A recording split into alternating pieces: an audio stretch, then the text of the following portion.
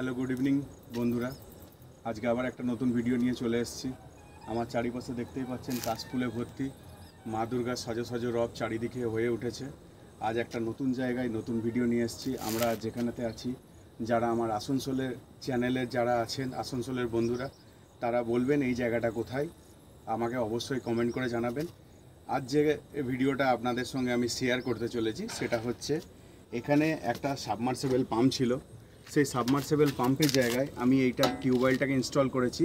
এখানে কারেন্টের খুব প্রবলেম, কারেন্টের সেরকম ভোল্টেজ নেই, যার জন্য সাবমার্সিবল পাম্প এখানে চলে না।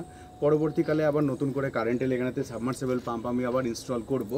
কিন্তু এটার সঙ্গে আমি যেটা আপনাদেরকে দেখাতে চাই, সাবমার্সিবল পাম্পের বদলে আমি এটা ইনস্টল করেছি, প্লাস এর সঙ্গে আমি একটা আলাদা করে পাম্পের লাইন বের করেছি, যেটা এটা টিউবওয়েলটাও চলে এখান থেকে, তার সঙ্গে এখান থেকে আর একটা ছোট্ট পাম্প বসিয়ে হাফ হর্স পাওয়ারের একটা মিনি মাস্টার পাম্প লাগিয়ে আবার এখান থেকে এই বাড়ি কনস্ট্রাকশনের পুরো কাজও এখান থেকে একই সঙ্গে চলছে। আপনারা দেখতে পাবেন টিউবওয়েলের জলের লেয়ার একদম ভর্তি, অল্প একটুখানি প্রেস করলে জল বাইরে বেরিয়ে আসছে, অথচ এটাকেও যদি আমি করি এখান থেকেও জল বেরিয়ে আসছে।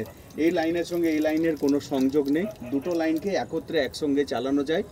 আপনারা যদি আমার এই ভিডিও দেখে কেউ উপকৃত হন বা আপনারাও কেউ যদি এরকম কাজ করাতে চান, অবশ্যই আমার সঙ্গে কন্ট্যাক্ট করুন।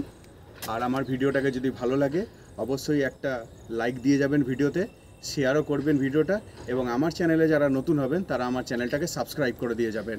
আর পাশে থাকা বেল আইকনটি অবশ্যই টিপে যাবেন, যদি আমি আবার পরবর্তীকালে নতুন ভিডিও আপলোড করি তার প্রথম নোটিফিকেশন যেন আপনাদের কাছে পৌঁছে যায়। ধন্যবাদ।